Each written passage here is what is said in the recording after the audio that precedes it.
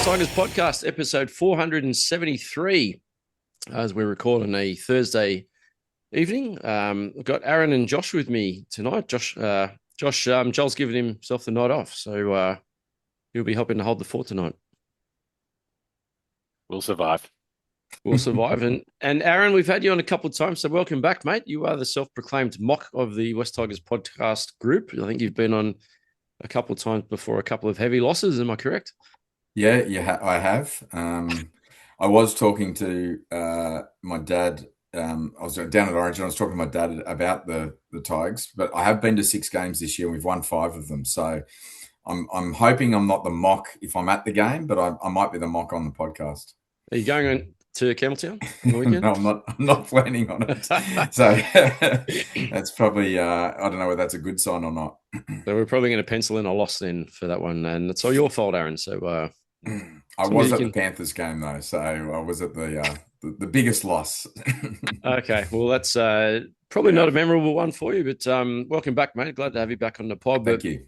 Since we're talking to you, and it is obviously the evening after State of Origin 2, which if you're a Blues supporter, like I know we are, living down here in Sydney, we copped an absolute shellacking of a second half belting anyway, 44-24 final score. As you're at the MCG last night, so you made your way down to Mexico. How was the experience and how was the night overall? Yeah, I went down with the dad to watch the game. It was obviously the result was disappointing, and my thoughts on how the game played out is probably similar to most here and most pundits and most commentators. I mean, I think we all feel the same way about certain things, the way the game sort of panned out. The experience overall was, there's certain aspects that were great. The MCG itself it's an impressive ground to be in, but I don't think it's great for rugby. Yeah, I have been there before. I think that's only the second time I've been there at night, and I do think it's a bit more impressive at night for a sporting event. I mean, the lights were off prior to them coming out. A bit of a light show, plenty of pyrotechnics. There was a lot sort of going on, and the atmosphere was pretty good. There was 90,000 people there, so there was plenty of noise. I kind of felt like walking around through the day, got down there at about 11 a.m. It was probably 4-1 Queensland jumpers over New South Wales jumpers just walking around the streets. So there was definitely a strong Queensland presence. And I don't know if it was the Melbourne effect, but when they announced Munster and Grant, they got a huge, huge cheer from the crowd. So yeah. I don't know how many were locals and how many were expats or people that had travelled down. So the atmosphere was good. We had great seats. We're in the corner where the Blues scored the 2 tries at the start of the game. But first level, 2 rows back. So we had a great view. But even then, there are aspects at times where it just felt like you were a long way from the game. And I had a mate there who was up in the nosebleeds, and he sent me a photo, and it was like watching ants run around. So whilst I think that the overall spectacle is good, having 90,000 people there and taking the game away, I just don't think the MCG is the best ground for watching rugby league. I hate watching rugby league on a round or an oval field. For me, it just ruins a bit of the experience, especially like you're saying, you're sitting in a corner. I imagine you're probably 20, 30 meters at least from the nearest corner post, or corner of the field. So, you're that much further to the opposite corner. So when you're at a game live, as you know, unless you've got a big screen near you with easy visibility, which I assume the big screens must be pretty decent at the MCG. The big screens there are good. They've got 2 big ones, one at each end. I was at Leichhardt on Sunday. Very, very different, obviously, in terms of the atmosphere and the aesthetic of watching a footy game there. Yep. The big screens at the MCG are considerably better than the big screen at Leichhardt, which I can hardly see most of the time. But there were a few people that mentioned the same thing, that, like around us and chatting to people just around the streets of Melbourne that we bumped into. I bumped into a couple of people I knew down in Melbourne. All said pretty much the same sort of thing, like the great sort of atmosphere, walking to the ground, because everyone pretty much walks there from town. They did a good job. The NRL did a good job walking to the ground. They had a lot of light box installations with images of different players from yesteryear, current players, even moments in games. So I thought that was pretty cool. A lot of blue and pink/maroon lights on the walk in, but yeah, just sort of there were a couple of occasions where the ball particularly was down the other end of the field where I did find myself looking up to the screen to see what was going on. Yeah, it's usually part and parcel of going to game. Josh, you been to MCG? I have been the MCG. I actually used to live in Melbourne for a few years, so I've Yeah. been to quite a few AFL games. There were a couple of Origins when I was down there, but they were played at the other ground, not the MCG, the other one at the other end, which I was had some sponsor name. Marvel or whatever it is. Marvel, Yeah. it's now called. Yes, Yeah. yes. Which obviously, look, that it's a bit of a different shape ground. It is a better experience from a rugby league point of view than the MCG. But look, the MCG is amazing. Love the ground. It's good for AFL and it's good for cricket, but yeah, it's a bit too cavernous for an NRL match, or an Origin match for mine. But we get 90,000 people there. The TV ratings, I think, were the best in Good. history. Yeah. So they're obviously doing something right. But I don't think it's a great place to watch footy. But I'm not sure that many people go for the details of the game a lot of the time. So yeah, it is what we do. It is what we do. I've been down to Melbourne a couple of times in the early days of West Tigers on boys' weekends, which were always fun, but never actually been to the MCG. I'd love to get down there for one of the Boxing Day tests, right? They still play Boxing Day Yeah, tests in Melbourne? Boxing Yeah, Day that's the test, one. yeah. Love to go down for opening day down there. I reckon the atmosphere would be incredible for that. It's also the location of the ground is right in the city. You can walk across, you can go to the local pubs and be in the city and wander over there in kind of 10 minutes. It's a perfect local, like it's a well set up precinct there for the MCG and the tennis and all those kind of Yeah. things there. So as opposed to uh, what's the name? ANZ, the Olympic Stadium, which is way out in the middle of nowhere here, which is that's challenge. Even our Allianz is kind of hard to get to from the CBD. So yeah, it's a good setup, but probably not the best ground for rugby league. Yeah, very I true. brought- I was just going to say, I should add as well, just talking about the setup of the ground. We were lucky enough, Dad knew a member who got the tickets for us. So we were basically in the members sort of area, and the members facilities there are 5-star, like the Mm. restaurants and bars and all that kind of Mm. thing are incredible. So, I mean, if you were a member down at the MCG, I could definitely see myself getting out to plenty of AFL matches and cricket tests and things like that, because it was quite enjoyable. It was a good night out. Well, it is the sporting capital of Australia, right? So I think Melbourne know what they're doing. So can see why the NRL keep taking Origin back down there, but shame we had to lose that game fairly heavily. But when you were down there, how many times did you get stopped and asked about, West Tigers podcast? Must have been a few. Yeah, unfortunately, it wasn't recognised from the podcast, but Ah, yeah, maybe it doesn't have quite that reach. Maybe the West Tigers fans aren't travelling to Melbourne to watch. Yeah, they knew Api wasn't going to get on. very possibly. And we will actually talk about Api because obviously we all kind of sat there watching. Well, Josh and I sat there watching the telecast, and you were there but I'm sure you were probably keeping an eye on the rotations during the game. And Uppy got a few close ups on camera during the match, and he was sitting there with his yellow vest on, and I think he got up and had a quick warm up at one stage during the game, but obviously didn't come onto the field. So, Josh, what's your take on that? I know you were obviously keen on him being nice and fresh for the weekend, which we all are, but I feel bad for him. He sat there for 80 minutes and didn't take part. Yeah, it was a surprise, especially given we brought on Brayley in the first game. I mean, I think Laurie's use of the bench was fairly weird in general. Adam Fanua-Blake played 9 minutes. It was just a strange kind of rotation of the bench. I do wonder if he was going to bring Appy on in that last 20, and then Tony Staggs got sin binned, and maybe it changed things up with having to get some forwards back on the field, or Fanua-Blake. But yeah, in the intensity of Origin um, to not bring on another hooker. Reece Robson looked exhausted. Fair enough too when you're a hooker in an Origin game and you're doing lots of defence. Yeah, I thought the Blues missed a trick there without getting Appy on, but I was happy that he was fresh for us this weekend. But yeah, I looked that they you know, ignoring that I like having him fresh for the Tigers. Appy's the best hooker in New South Wales, and he should be out there. Whether it's kind of off the bench after 20 minutes, I think is probably my preferred thing. That Robson, to take the early sting out of it and then get Appy on. But but then he should play most of the game. I think it's very strange that he didn't get a run at all. Like, why do you take a hooker in if you're not going to give him a run? So Exactly. And as I don't know, you were thinking at the game, but watching it on the telecast, as Queensland started to get on top early in that second half, I was just waiting for Api to stand up and run on and maybe use a bit of his creativity to get our boys on the front foot, because I just felt like we were stalled a bit that second half. We looked very slow.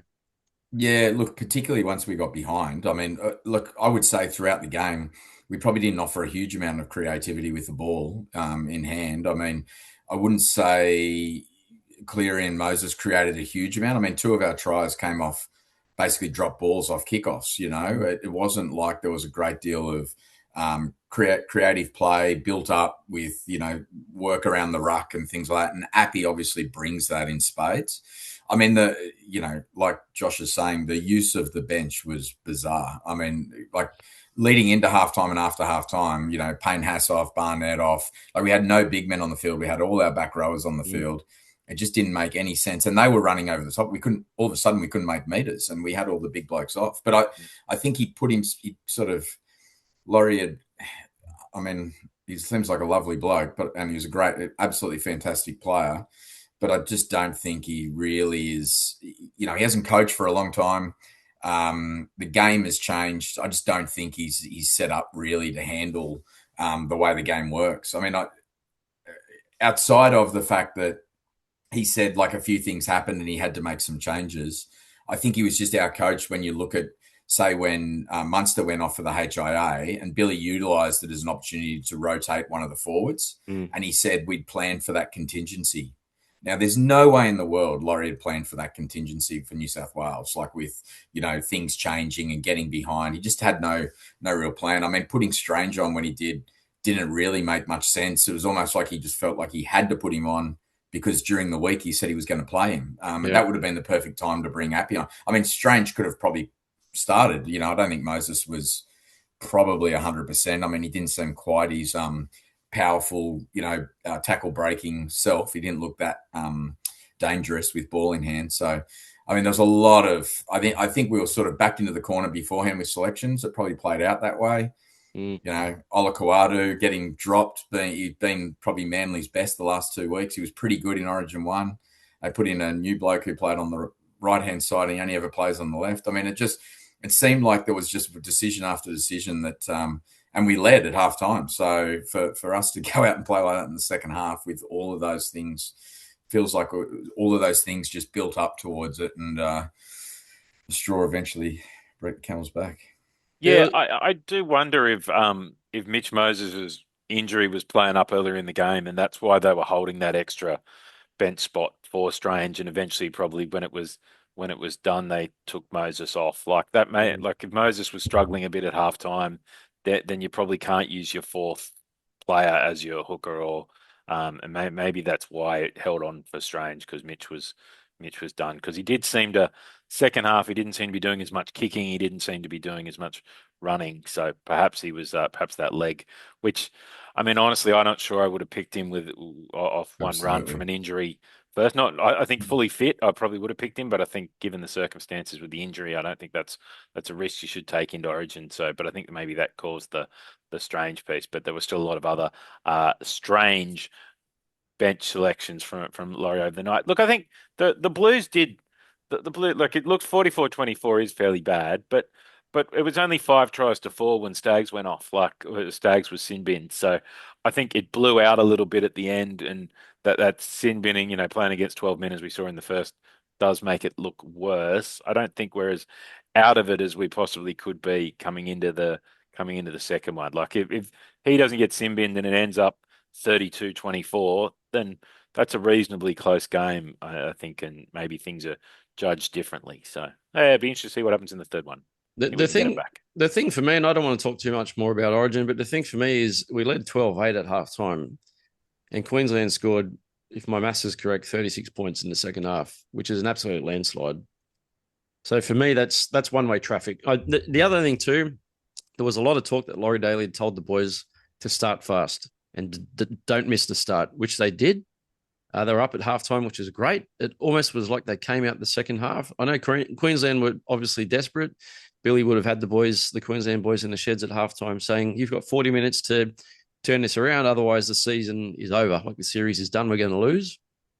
And they did turn it on, but we just kind of looked like we went out. I'm not going to say we went through the motions, but we didn't look as much as we went out with the intent that we did in the first half. Maybe I'm wrong, but we were definitely outclassed. And I think you're right, as I think Billy Slater purely outclassed or outcoached Laurie Daley. I think he gave him a bit of a schooling there, but it is an interesting one. Yeah, I mean, I just feel like if he'd got the rotations right, and maybe we had, I mean, Barnett hardly played. I don't think he was great, but he didn't get a huge amount of time. But I think if you had a couple of bigger bodies, whether it was Barnett and Haas or Haas and Fanua Blake coming out at the start of the second half, maybe you can handle that momentum that Queensland are all out. But with all of the smaller blokes on there, and they got through the middle 2 or 3 times, so basically ran straight through the center. So, I mean, to me, and I thought we were making good meterage on our sets in the first half. The start of the second half, I mean, we were making 10, 15, 20 meters. It was a complete change in the flow of the game. I'd bring Ola Kawadu back for game 3. I'm not sure about you boys, Josh. Hesitant. Yeah, no, I agree with that one. It wouldn't be my only change, but I mean, I think Dylan Lucas probably played fairly well. I mean, he was swapped sides, and and there just wasn't much ball kind of going into that side. He made 38 tackles, missed 1, so I don't think he played badly and probably deserves. Like the one that I'm unimpressed with Victor Radley coming off the bench. I think it just doesn't do much for me. I'd have Ola Kawatu back in, but I'd probably keep Dylan Lucas. Maybe Ola Kawatu coming off the bench. I think Mitch Barnett probably is not at his best, and I wouldn't have him in the side. I kind of start with Fanua Blake and Haas and have Terrell May coming off the bench if possible. This is the Tigers podcast, so so that'd be my go. And I'd probably have Murray starting for Isaiah Yeo. I think Isaiah Yeo doesn't quite have that impact at Origin that he does at club level, so.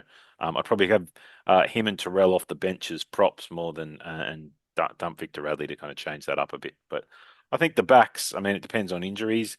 I wasn't overly impressed. I know he scored 2 tries, but I didn't think Marky Mark, and he scored 2, but he did. There was 3 go in. So I don't think Staggs probably earned himself a demotion from Origin last night. So, but depends who's fit. Latrell Mitchell, Stephen Crichton. There's a bunch of guys who might come back into those spots. Just depends who's available. So. What about Liam Madden? Liam Madden to me looks like an Origin player. Yeah, he is definitely. I mean, I think he was probably a little bit underdone as well, which is probably why they hadn't brought him in. I mean, I agree with Josh on all of those. I think Trell is a walk-up start. We haven't looked dangerous enough on the edges. They've been well contained, and he's just a beast at Origin level. So, I mean, I think he just walks straight in if he's fit. Hopefully, he plays this weekend for the Bunnies, and we get him back.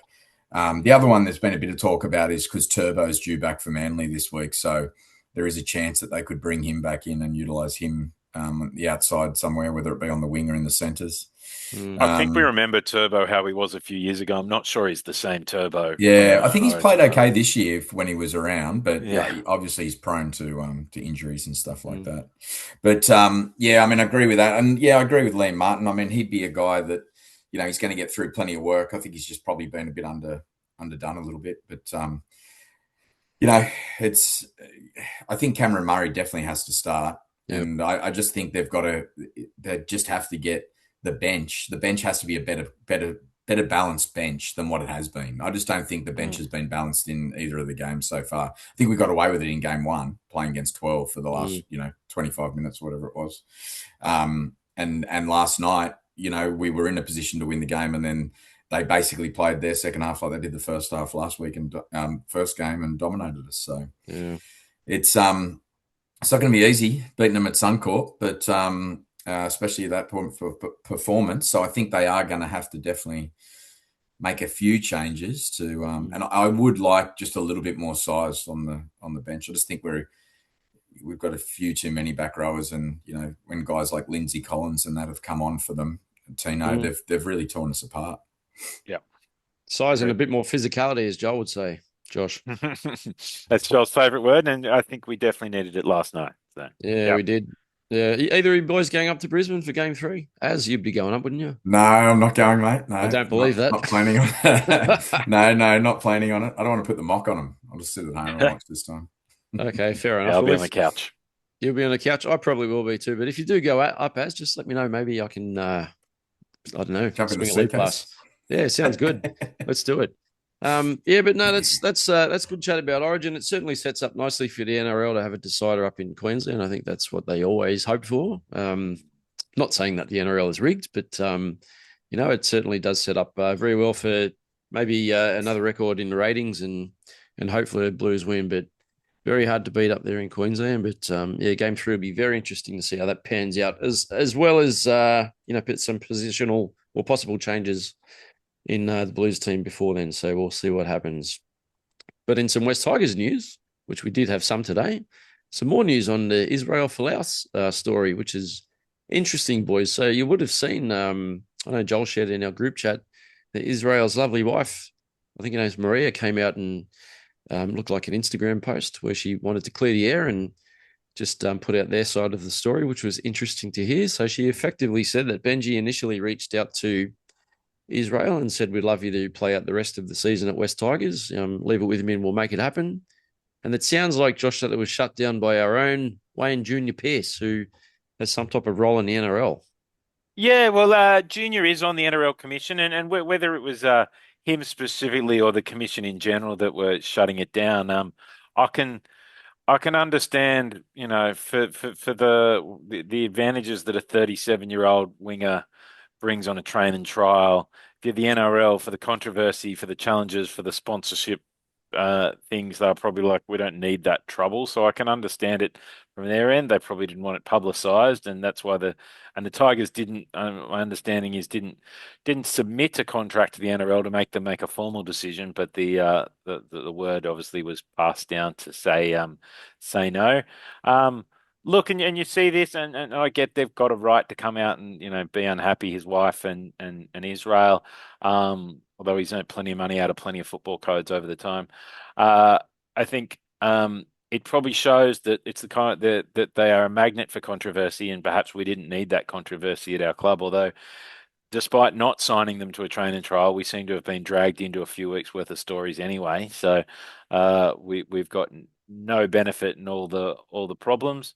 Look, I think as we said at the time, if you take away the off-field stuff and the noise, he's a footballer. He's a great footballer, incredible athlete.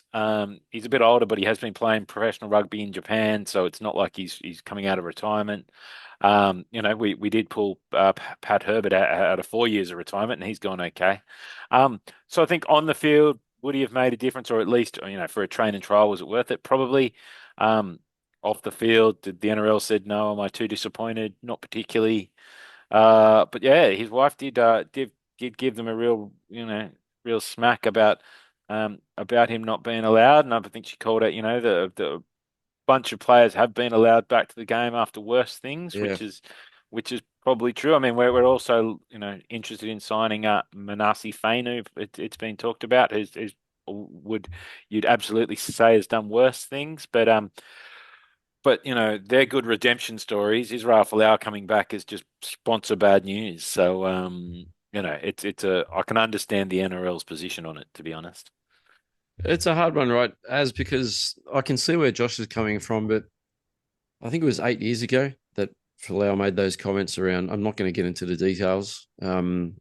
It was a while ago, and I know that his wife mentioned that as well. That it was so long ago that what happens about all these other players that have done had issues in the past or done misdemeanors and get another chance. So I get what you're saying, Josh, as well, that he's 37 and he hasn't played NRL for 16 years. We talked about that a week or so ago and a couple of pods ago, but it is a long time. I can see the value in his standing in all codes, I suppose, and the public person that he is. He's very well known and he is an athlete. As you pointed out, he's still scoring tries, or he had been scoring tries almost every game in Japanese rugby up until very recently, but I thought he would have been a good mentor for a playing mentor for a lot of the younger boys. And we do have a very young squad. again this season. But he probably would have provided some cover in that in anywhere in the back line really, from fullback through to wing center as well. So anyway, it looks like it's not going to happen but I have seen, obviously we have players in our team now, and as Josh mentioned, Manasseh's sounding like a possibility. We'll be signing on, and you could probably look at it that way too. That he's still incarcerated at the moment, but potentially coming over to the Tigers for next season. But yeah, Izzy, would you have taken Izzy? Well, I mean, like I'm a little bit split. I mean, I could see some benefit from a guy with his experience being around the group. I'm not sure we would have got that much from him. I mean, I don't I'd think play if him it in, was him even for if he the played AFL. reserve grade for the rest of the year. Sure. Yeah. But like Josh said, it's definitely a scenario for the Tigers. It was a very low risk scenario. It's a train and trial. It would have cost them very little. I mean, I think he's high profile. Have a lot of people sort of moved on from some of the stuff that he was sort of went on with or posted about back in the day, probably. And I don't think it would have been as big an issue. But obviously, the NRL have deemed that they don't need those headlines, so they've sort of, I guess, made the decision, and we just move on. I mean, I think his wife's fairly outspoken on a lot of these things. From memory, I think she was fairly outspoken last time when he was fined or dropped or whatever happened with the group he was in, the team he was with at the time. I think it was with the rugby, New South Wales Rugby or something like that. So I think, it's just her nature. She's got a right to, if she wants to, but like Josh said, this sort of, in a way, feels like the Tigers are getting drawn into it. But I don't think, although Wayne Pearce is attached to it, I don't think it's really got anything to do with the Tigers making the decision. That they were willing to take him on, and Yeah, no, I can understand that too. In regards to other potential players and mid-season stories over the last few days, a couple of former Tigers, Luciano Leilua and Shawn Blore, have been names thrown around in the press. Now, they haven't been linked to West Tigers, but there have been some stories about possibly coming over to the club. Personally, I wouldn't take Luciano. He's left several clubs, including the Tigers, on sour note. Mainly to go for more money at other clubs, and he's had a couple of stints now at the Dragons, and it hasn't ended too well. Shawn Blore for me is a different one. I know he went to Melbourne, and I know that there's been some talk. I can't remember exactly what. I think someone told me over a group chat today that that the club effectively showed him the door and said, "Well, if you want to go, you can. You're free to look elsewhere." And I know he went to Melbourne for an opportunity, and I think he's probably had a really good couple of seasons down there. Learning a lot about, such a great system that the Storm play. But for the amount of issues we've got in our back row at the moment, even if it was for the rest of this year, I'd take Shawn Blore back in a heartbeat. What do you reckon? Yeah, I completely agree. I wouldn't touch Luciano Leilua. I mean, I don't think he was that great for us when he was around. He's been ordinary for the Dragons. He's got plenty of errors in him. I see no benefit in bringing a guy like that back in, even considering how short we are in the back row. I'd rather play safe out there. It's I don't see any real upside. But Shawn Blore is a bit of a different one. I think he was okay for the Tigers. He obviously promised a bit, maybe didn't quite fulfill his potential. I think he was great for the Storm last year. It hasn't worked out for him this year, but I think he's shown some potential down there. So if he was available, and considering how short we are in the back row, I'd definitely take him on for the rest of the season, or even a season and a half. Yeah, I don't know, Josh, what the story is around Shawn Blore. I'm not sure whether he's been offered for the rest of this year, if he can find a deal, or if it is to negotiate from 2027. Do you know any more about that? I think there's been rumours for it. I think it's mainly about next year. I think that's mainly what the talk has been. But obviously, once you're often for that, and as Melbourne hopefully drift out of finals contention, that maybe in the next we got two weeks. So I think if the offer's right, or there's options around other things that Melbourne are looking for, then perhaps you could find that. I'm kind of with you, Aaron. I don't think. I think we've had I think Luch had his chance here, and my issue with him has always been, no matter where he's been, he's never been fit enough. And so, at the age of almost 31. I don't think that's gonna change. And we saw with Joey, those things didn't get better as they got older. So not really a fan of Luch, but a huge fan of the idea of Shawn Blore coming back. I think, and I think he's 25. He's a big boy.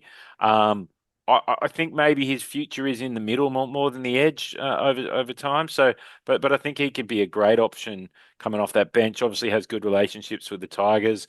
I think it was Scott Fulton who kind of pushed him out in his short term here as the recruitment guy. But if we could get Blore back, he's really good in defence, hard runner. He's a guy who's played grand finals when he's been down at the Storm, played in the grand final, been down at the Storm. I think that'd be a great signing, both for this year, and kind of moving forward to kind of add to our depth. I mean, we've seen this year, we have kind of one injury in the back row and it falls apart. If you ask me, would I swap Alex Seyfarth, even after his great game last week, would I swap him for Shawn Blore? The answer would be absolutely. And would I swap Tony Sukkar for Shawn Blore? Yes, 100%. So if he can come this year and next year to add to that depth and maybe play kind of second row or prop, kind of bench prop and back row, absolutely would have him. So yeah, that's an exciting one for me.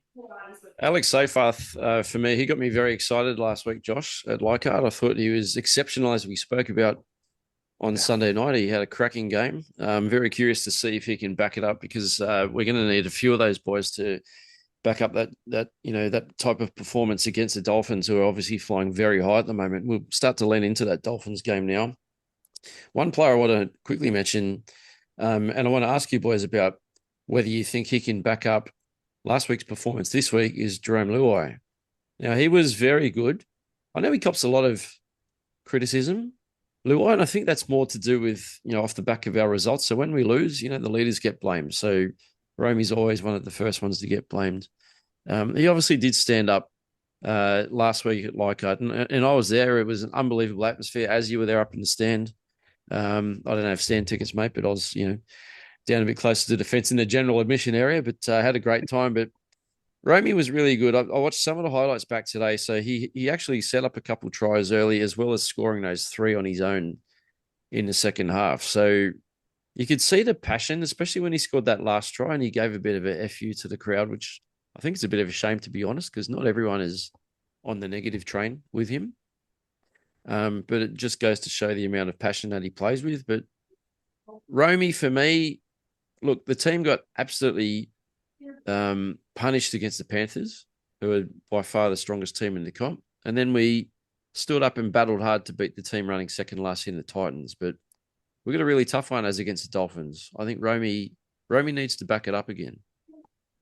Definitely. I think there were a couple of things at the Leichhardt game that I think he did a little bit differently to what he had been doing in the weeks before.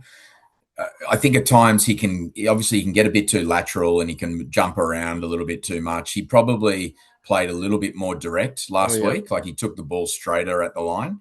And I think a couple of those tries were basically him just basically taking the line on, like straight at it. A little jink, go at a gap, he's a pretty strong ball runner. I mean, that was always part of his strength at the Panthers, was his ball running game outside of someone like Cleary, who would direct them around. And I think that's what we need at the moment. We need someone that can straighten up. We've lost Dewey's running game. He has to basically take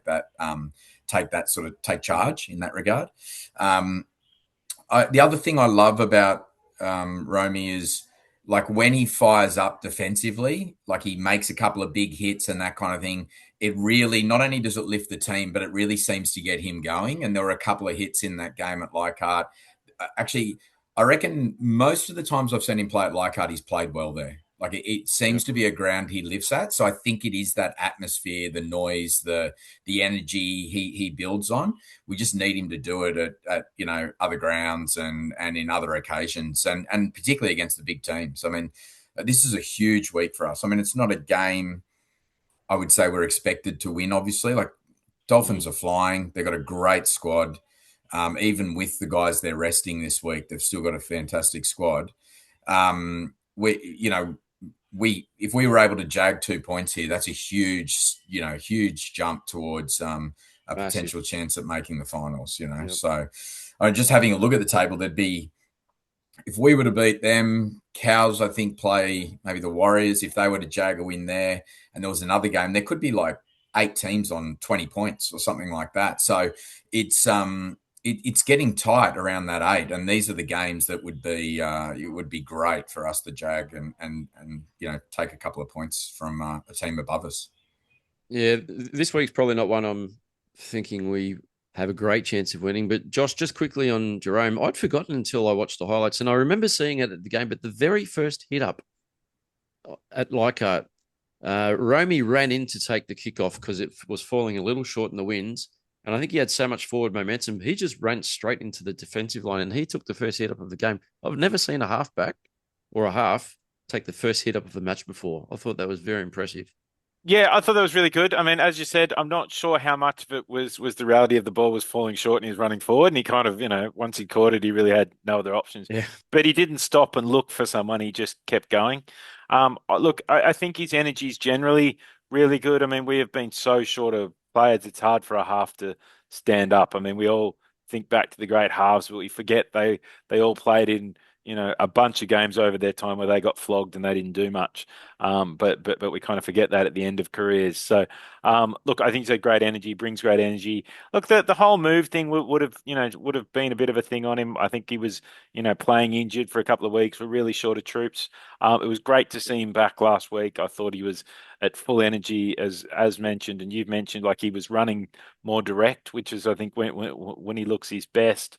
I think it's really exciting. Hopefully, he comes with that energy again this weekend because I think especially at home at Campbelltown, the boys will go with him if he comes out with that same energy. I think Api will be up for a big game after sitting on the bench. So I think, and hopefully the King returns at halfback. So, we could have our full strength back line. And you're talking about Adam Dewey, not Wally Lewis, right? I am talking about Adam Dewey, the new king of the Tigers, Adam Dewey. I think he's been that this season, and he'll be keen to get on the field and show he deserves to be on the bench for Origin 3. So very excited about that for Adam, hopefully returning this week too. Yeah, as of the recording, so it's just after 9 p.m. on Thursday night. I don't think we've heard anything on Adam Dewey's fitness test. So I know that the club came out and said when they released the team that Dewey was named at number 22, which was a big surprise because it was interesting because after Benji's press conference on the weekend, he kind of said we're not going to rush him back. Maybe 1 or 2, probably another 2 weeks we'll bring him back. And here he is named at 22, pending a fitness test for inclusion, which is interesting, Josh. Yep. Yeah, I think he'll be back. I don't think we name him unless we were fairly confident that he was going to come back and play this weekend. Because I think, I think they'd have to have a fair confidence. Otherwise, they probably would have given him another week. So I think we'll see him starting halfback on Saturday. And then you look, we've got our spine back. Like, yes, we have some challenges in in some of the forward positions, but we've got our full strength back line. We've got our full strength spine. We've got our front row is looking good. I'm feeling more confident as the week goes on, Nick. I'm starting to get excited about the fact we and the Dolphins are, some of their players are not playing after Origin. So, and they've only won 8 games. We've won 7. We've had a horrible injury toll. This is anyone can win, and we're at home. Dolphins hate traveling to Sydney, so I'm very excited about that. I'm getting more excited. I'm talking myself into a good win here. Well, you're getting me excited, but I look at the team lists and I look at the form guide and I start to swing back the other way. And as you know, I can be a bit negative every now and then. Oh, mate, we all can.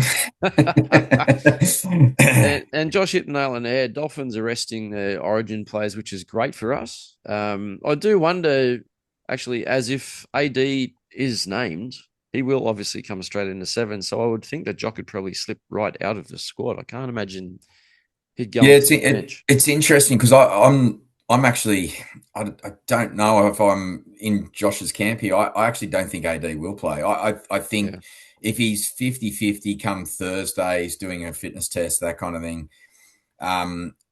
With some of the games coming up that are, Dragons, these sort of games in the weeks following, Knights, games that I feel like, the Knights will be tough, but games that I feel that if we're getting back our full strength, like our side, we're getting back some of our better players, we will be a lot more competitive in. I almost wonder whether they're better off, not running the risk of bringing him back a week early this week. But I mean, look, who knows? I mean, who knows what sort of state he's in? But it just seems strange to name him number 21 or 22. It's obviously, it was a little bit up for debate whether he was to play this week or not. I mean, I thought Jock was okay last week. I don't think he'd been great the weeks before that, but I actually thought he was okay last week. So, I mean, if he was to bring some of that form back in, he played quite well against Newcastle at Campbelltown earlier in the year out there. Maybe we can get away with another week with him at 7. I mean, obviously, where we're just dying at the moment is our back row, our forward pack, and our bench. Bloody KPP. Well, Peck. How bad was that? Like, to lose Sam Fano is one thing, but for me at the start of the year, at the start of the year with Sam Weller on the left and KPP on the right, I thought we've got probably the best strike back rowers in the comp, and we've lost both of them.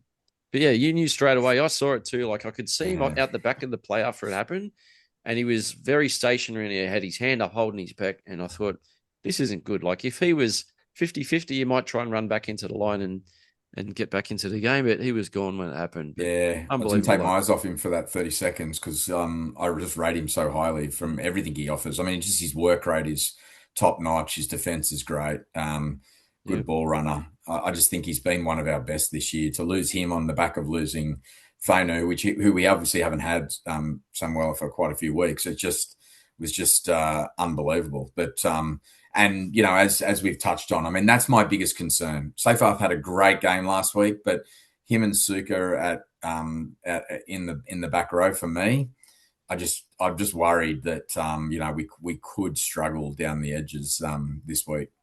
Well, Sione's out on the other side. So Suka and Sione are the back row.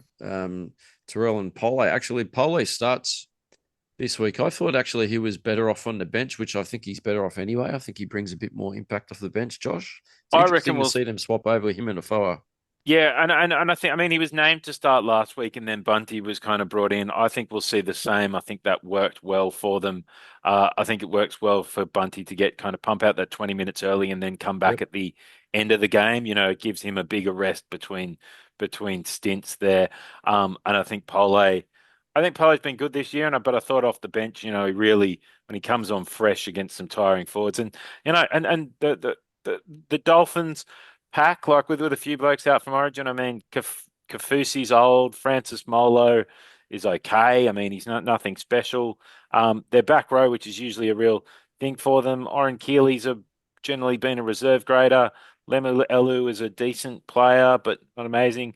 Morgan Knowles came over from England, but hasn't shot the lights out. Like, I think their pack is fairly average too. So I think if we can hold our own, it'll be a close contest. But that back row is a worry. I think our front row though probably gets over theirs with Terrell and Pole and Bunty and Api.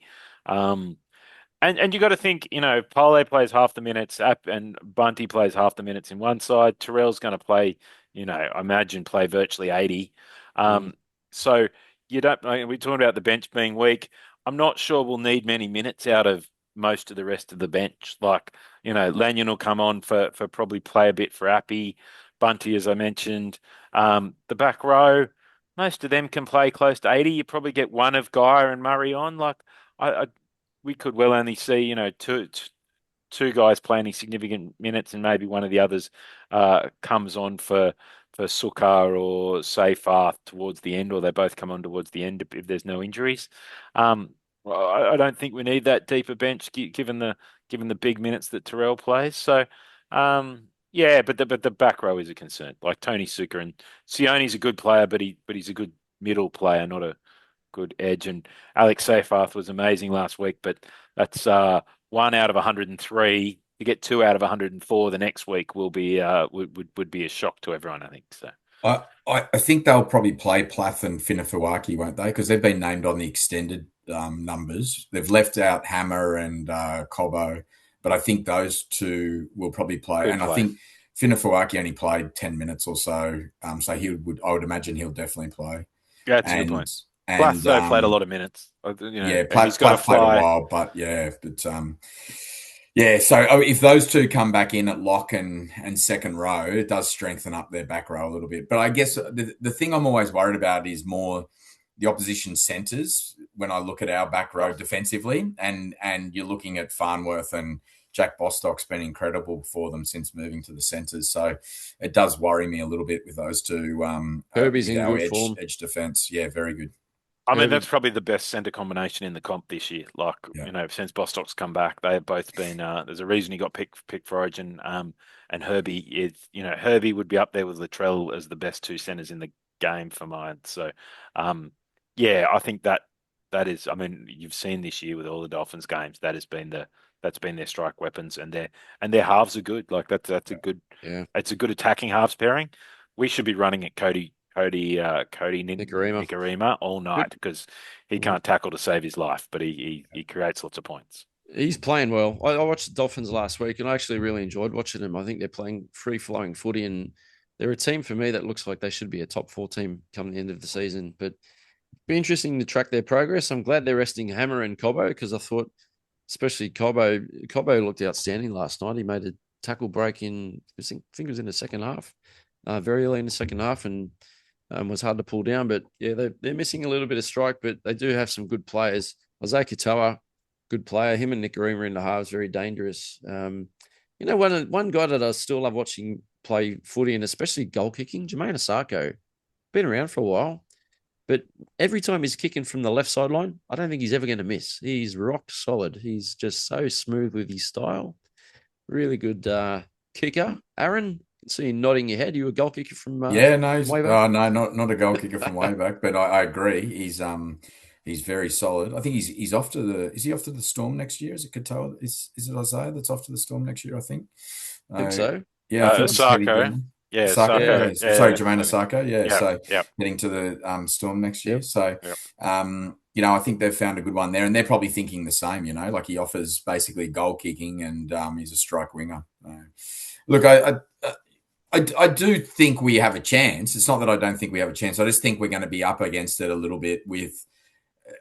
My biggest concern at the moment with the Tigers is just that until I feel like we've got the majority of our top-notch troops back. Yeah, I'm just worried against the top 4 teams how well we can compete. I think we can beat sides like the Titans and the Dragons and the Dogs, those sort of teams. But I think those top-notch teams we're going to struggle against a little bit if we've got 5 or 6 of our absolute top-notch guys out, and they have been. They've been some of our best players that we've had out in some of those games. So, some of the young guys are doing well. Lanyon was great last week, so I'm looking forward to seeing him get a few more minutes. He was very good coming off the bench possibly this week. And I think he can even do a job at like in the centre at like a 13 or something like that. So I think he offers a fair bit of variety and flexibility for Benji with what he may want to do.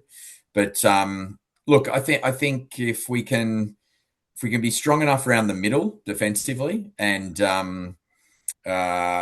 just contain their edges enough that they don't run in a heap of points. If we can maintain that we keep them to 20 or less, then I definitely give us a chance. I just think if they get on a bit of a run and start scoring a lot of points, I think we're going to struggle to run them down. So.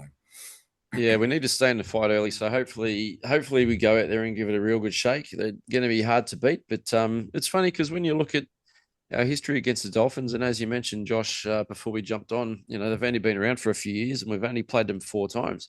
Interestingly, we've only ever played them once in Sydney before, which was our first game at Combank in 2023. But it's 2 each, 2 wins apiece.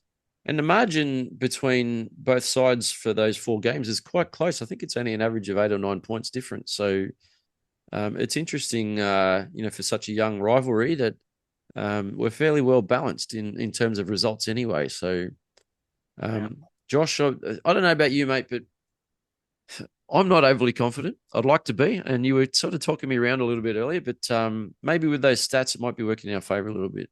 Well, the other thing is the Dolphins, you talked about them having played us in Sydney. The Dolphins hardly ever play in Sydney. Yeah. This is one of the, I think, a real event. Like they've only played one game. What are we? Round round 16. They've only played one game in Sydney this year. And I think I was looking back, and I think they only played about 3 in Sydney last year. A lot of the Sydney teams take them, they obviously play, all the Brisbane derbies, a lot, and they're not the most popular drawing team. So the Dolphins aren't used to, it's all right. Winning up there in Queensland, but the Dolphins aren't used to coming down to Sydney to, playing in the big smoke against proper city teams. They don't do it very often. They don't come to Sydney, and to be out at Campbelltown on a cold Saturday night, the crowd, hopefully a big crowd, giving it to them. The weather will be very different. They've had to fly, they've had to travel, they've had disruptions of origin. I think they could be ripe for the picking. I think I'm getting, as I said, every moment I'm getting more and more confident that the Tigers are going to smash my park. It's also a day game, which I think where we play our best footy, in Campbelltown during the day. I'm starting to come around here. Mate, it's everything's pointing to a Tigers win this weekend, Nick. Everything. I was about to say, Josh, because you mentioned it, maybe the Dolphins won't like a cold Saturday night in Campbelltown. It's a cold Saturday afternoon. Unless they're going out afterwards. They might be going across the road to the club afterwards and they won't like the cold. Maybe they'll bring a fur coat with them to keep them warm. But 3 o'clock kickoff. But like I said, hopefully we come out and give it a good shake. 2 wins apiece. First game at Campbelltown for the Dolphins. They've never played at Leichhardt, interestingly, and at least it won't be a couple of years before they do play at Leichhardt. But and Api Koroisau, one interesting stat, Api, has scored 3 tries out of 4 matches against the Dolphins. So he's got a good strike record. And maybe he'll have a bit of a point to prove to Laurie Daley and the Blue selectors when he runs out at Campbelltown on Saturday afternoon at 3 p.m. Josh. Oh, absolutely will. He'll be pumped after not getting on the field. Api will be right up for it. He'll be fresh. He'll be 30 grand richer without having to do anything. So it's not bad money, is it? Who does not want that? Look, I don't think he'll be pumped. I think Terrell will be pumped for a big game. I think, the boys will be right up for this, especially after winning at Leichhardt. They'll want to, I understand this year they'll really up for, that they can't just have, like there are going to be lots of games at Campbelltown going forward, and they really wanted to play better there. And we had a big win over the Knights at Campbelltown. We lost by 1 point to the Broncos, and I think they would have been very disappointed about that. But I think the boys will be, I think after that, it's a ground the team want to do well at. They know that next year they're going to be playing, at least 8 games there. We have to make this a fortress. So I think they'll be pumped on a cold Saturday afternoon, Nick. I think when we get to predictions, but by the time we get there, it could be 100. I'm predicting. So, sorry, Nick. Go on, mate. No, I was going to say hopefully we can make it a fortress because Leichhardt was a fortress on Sunday, as you know. As it was fantastic to see everyone on the hill and all of us in the stands and down in the concourse singing along to all those songs that they play over the speakers. But hopefully we can replicate that at Campbelltown. Well, it's always been a bit of a fortress like that, hasn't it? So it'd be great to get that atmosphere. I mean, I've only been out to Campbelltown 3 or 4 times, but I really enjoyed the Newcastle game. It was a big crowd.